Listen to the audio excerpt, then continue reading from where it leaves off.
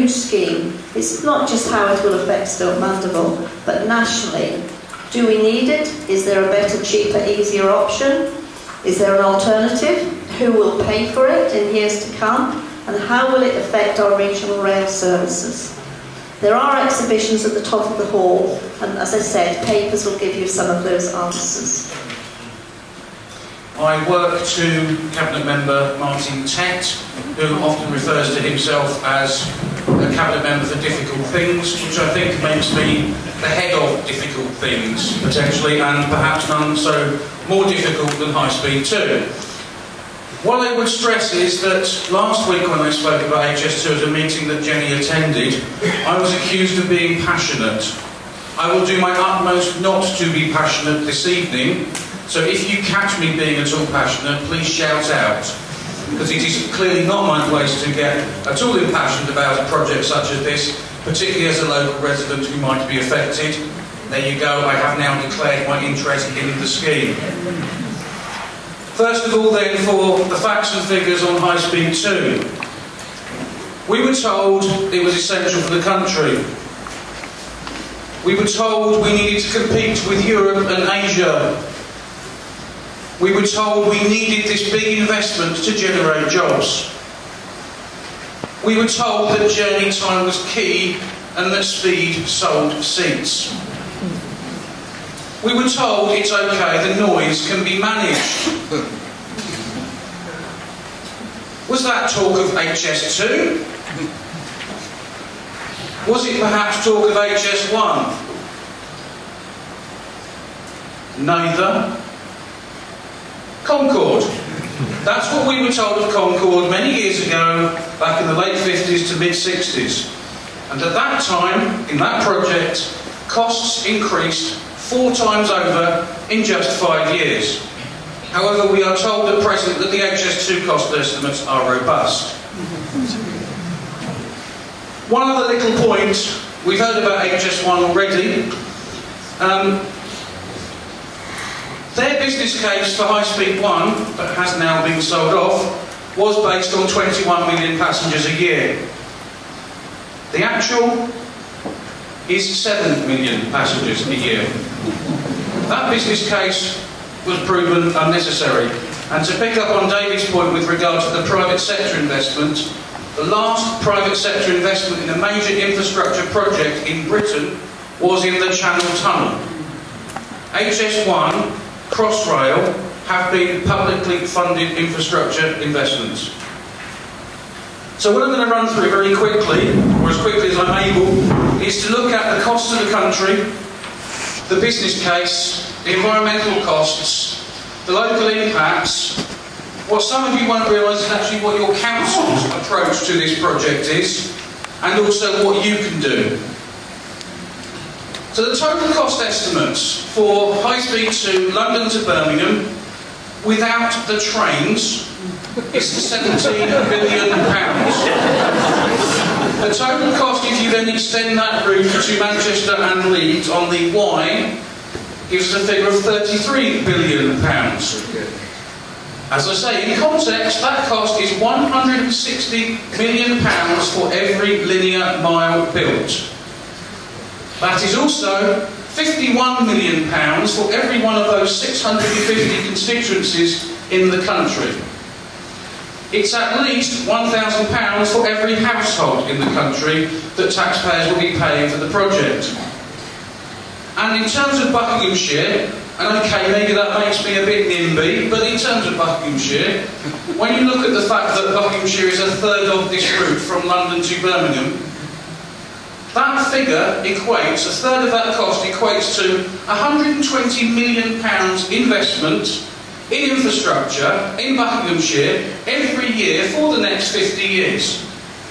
Without a station, without any stops. What does that provide, bearing in mind the cuts that the public sector are facing at present?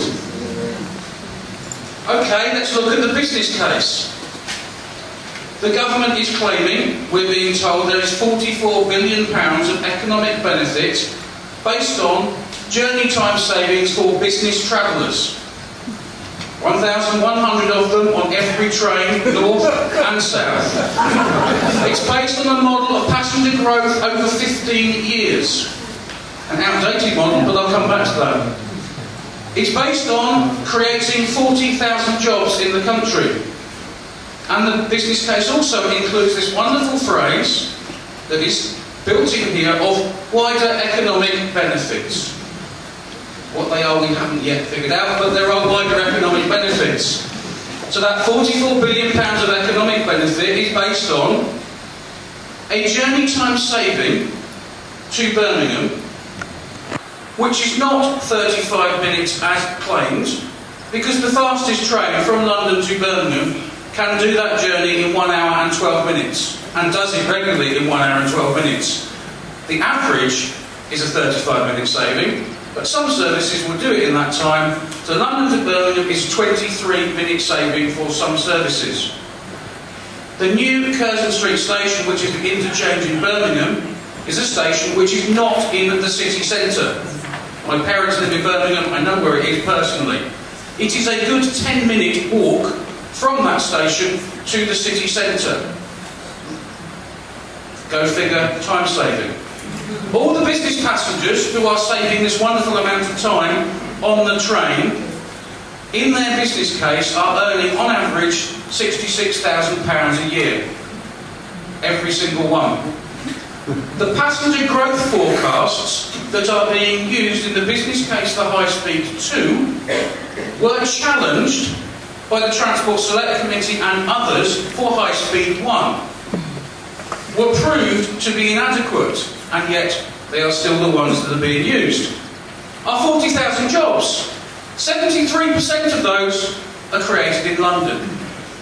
And it's not clear if they are actually new jobs or simply relocated jobs.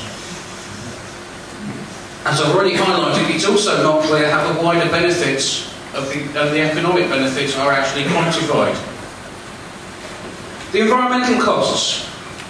I have the consultation documents, I have the appraisal of sustainability.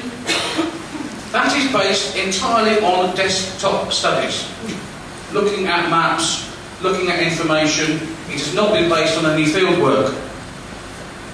It has, as David has highlighted, makes no claim for carbon. It's now saying it might be broadly neutral. This time last year, it was going to be positive carbon. It does identify significant mapped features. Great. Some of the consultants involved can read maps. The noise maps do show suggested impacted areas, with a grey blob, or a yellow blob, or a red blob. The grey blob is, you might hear a bit of noise. The yellow blob is, you'll hear a bit more, and the red blob is, you probably will hear it quite a bit. The consultation clearly shows that the route is going to follow a significant transport corridor, the A413. A413 M20. And the government also has claimed clearly that it's made route changes to reduce the environmental impacts. Well, those desktop studies in the appraisal of sustainability may not reflect specific local issues, and certainly we know don't. The assumptions that are made about carbon are questionable. Just throw in the fact that the latest assumption is that some of the carbon savings are from people from Manchester travelling to London choosing not to fly. So there's a slot freed up at Heathrow, assuming that is true. What will that slot be used for? What will that flight slot be used for? Will it be used for another domestic flight or potentially an international flight to Sydney, to Auckland or somewhere else? Carbon costs, comparative. The cumulative impacts of all of this have yet to be identified. There are some locations where it's not just biodiversity, ecology and other issues identified, but a huge cumulative impact. Noise modelling at the moment relies on variables that have yet to be determined.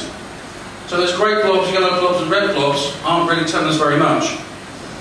As I said, the A413 is represented as a major transport route. And the route changes. Well, they've moved the line, it's true, and they've moved it away from its impact on Hartwell House.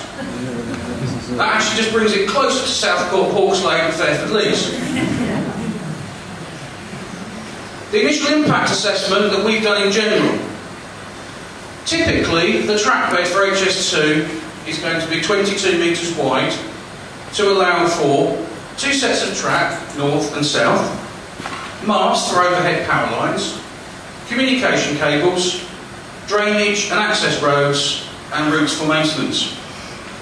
Where the line is in a cutting or an embankment, that width will be greater, because if you dig down, or you have to build up, you have to have things that actually isn't going to be wider than 22 metres.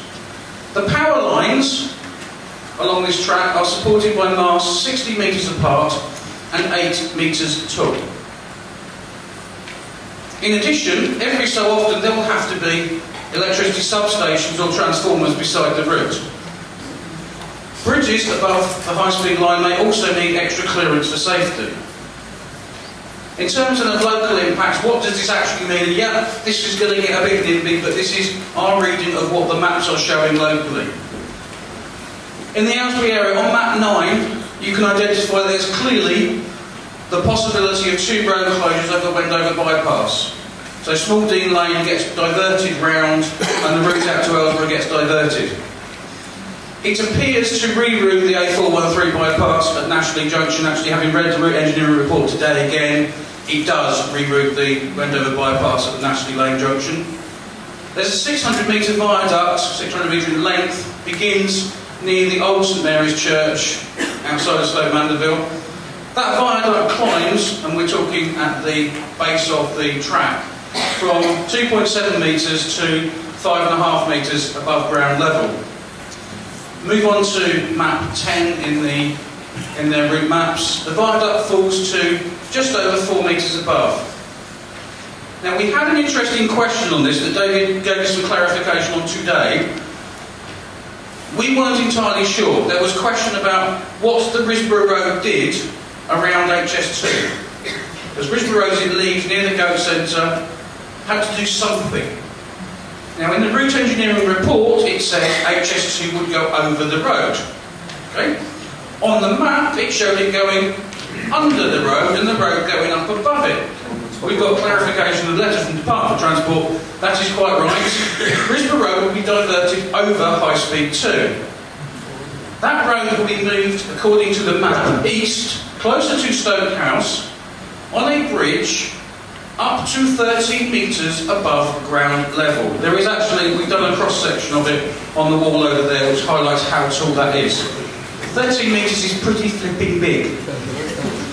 But if you can see it, I've just got it doesn't show very well on the slide, but what you actually got, the current ground level at that point is 98.3 metres. You have the track bed 5 metres above that, where the Risborough Road crosses, and the base of the parapet for the bridge is estimated to be just under, in fact, 15 metres above the existing ground level to provide enough clearance for the masts and the cables.